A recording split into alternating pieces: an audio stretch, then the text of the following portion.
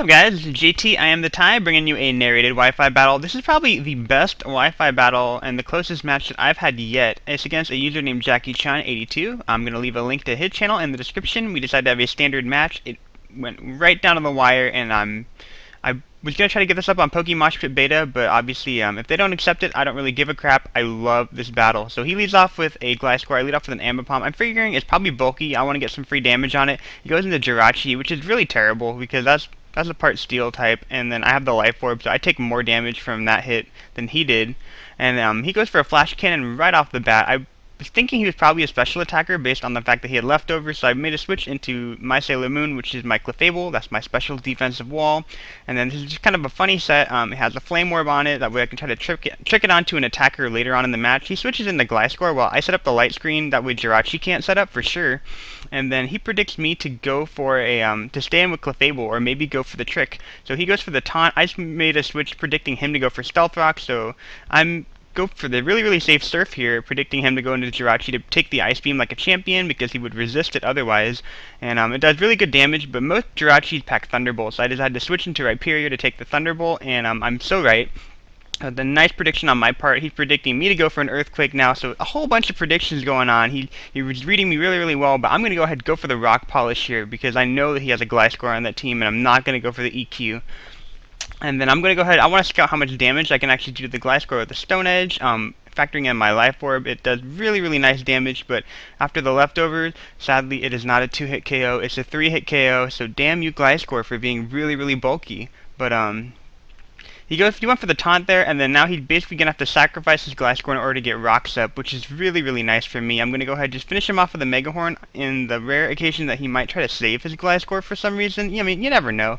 But Gliscor, he makes a switch into Starmie. I am fearing that it was Scarfed, but I'm going to stay in because I did set up already with Rhyperior, and there's no way I'd be able to set up really easily again otherwise. So I hit him with the Mega Horn, so that was a bad bluff on his part, I guess. And he switched into Flygon, and there's two options I could do. I could switch into outright Rhyperior and then go into Weezing on the expected Earthquake, and if he choice Scarfed or he'd lock himself into a move that cannot hit me, he'd be forced to switch. I could Will-O-Wisp, and it would be really awesome. Or option number 2 is stand like an idiot and then try to hit him knowing that I can't one-hit KO. So what do? I'm going to do option number 2. That sounds like a great idea. And obviously, in retrospect, definitely go with option 1. Option 1. Pick option 1. You can hit me with an Earthquake, and then that did a crap ton of damage, because I don't resist that, and then, and I'm in deep crap now, because if you guys were paying attention to it, he had a Jirachi. I need that Rhyperior because I need to be able to hit him with a Stab Earthquake later on in the match, and I'm not going to be able to do so anymore.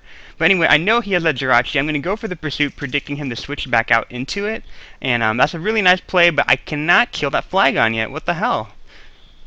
But anyway, he switches into Tyranitar, which is something I wasn't expecting, but at this point, I think he's going to predict me to go for the low kick, so he's going to make a double switch, but there's no way I could hit that Tyranitar with anything other than Seed Bomb, and I'm not going to stay in on a Tyranitar in case he tries to attack me. So I switched into Weezing. He ended up switching into Jirachi. This is bad. This is a bad matchup for me. If this is a Calm Minding set, then I need to switch into Clefable right away, because I can, even though my Weezing packs Fire Blast, it doesn't pack the power that can take down a Jirachi, basically. So I make a switch into Clefable. I see that he's getting leftovers, and I'm thinking, no, this has got to stop. He's recovering HP. He's got the Sandstorm up, and Clefable is the only Pokemon on my team now that's immune to Sandstorm, so I'm going to check him with the Flame Orb, take his leftovers because I want to eat some food. And now I'm recovering a little bit of health here. I believe I'm going to try to set up a light screen. He's going to go for the Flash Cannon to scout how much damage it does. Obviously, if he doesn't know how bulky Clefable is on special, like how bulky especially defensive Clefable can be. It can take a +6 Surf from a Slowking in the Trick Room after 3 nasty plots. So they're really bulky, and that's without a light screen. So with a light screen, it's going to do really laughable damage. I know he's going to have to start Calm Minding up, but I cannot stay in here for too long because this is actually a losing battle on my part. If I try to stay in for too long, he's going to get up to +6, and then pretty much my light screen will be null and void because it won't be able to protect anybody on the team just because he'd have so much sheer power. So I'm going to try to play this a little bit aggressively. I go for the Seismic Toss. I want to make sure that my Clefable is up to full health, and I'm figuring that factoring in the burn damage, I can get him to around half. And the thing is, I do have an Infernape on my team. It does not have Flare Blitz, but it does have Close Combat. So if he's around half health, I have a fair shot at taking him out. I'm going to go into Infernape now. He's going to try to wish just to try to get himself back up to full health so he can start calm minding and then obviously sweep my team. So I have to play this really, really aggressively. There was like a 2 or 3 turn window where if I didn't make the switch into Infernape, I would have lost this match. But I'm going to go into Infernape, and then I can't kill him, and then he hits me with a Thunderbolt. I do have the defense drop, but I do have the light screen up, so that saves me right there. And then his wish comes true, but I can still survive 1 turn of Sandstorm, and then I can still fire off 1 more close combat. There is no way he can save this Jirachi at this point, so this was really, really crucial for me. If he went for a Calm Mind on that turn, who knows what would have happened. I probably would have been forced to go for an Overheat and then go for a close combat, and I don't know how much Overheat would have done. So, I mean, we're splitting hairs here at this point. This is a really, really close match. The burn does not kill him off, but I know my Starmie can because I do outspeed him. Gonna hit him in the face with the Surf, but I mean, I'm taking Life Orb damage. The Sandstorm is raging. I'm gonna take Sandstorm damage. This is really, really not a good matchup. He switches into Flygon. I know the Flygon Choice Scarf because it killed my Rhyperior. It went first after a Rock Polish. So I'm gonna go into Weezing, predicting the U-turn, and then plus I kind of get to scout out to see what the rest of his team is. I know he has 3 Pokemon left. I believe I have 4 Pokemon, but I'm still in a whole heap of trouble. But anyway, I'm going to make a switch into Weezing, and then, I'm hoping that he's not a special set. I'm kind of crossing my fingers. He goes for Flamethrower, but it only does 80 damage, so that is primarily a Scizor and Fortress killer. But it's not a Weezing killer, so I'm really, really happy about that. It did about 80 damage. I know I can survive another one, and I do have Pain Split.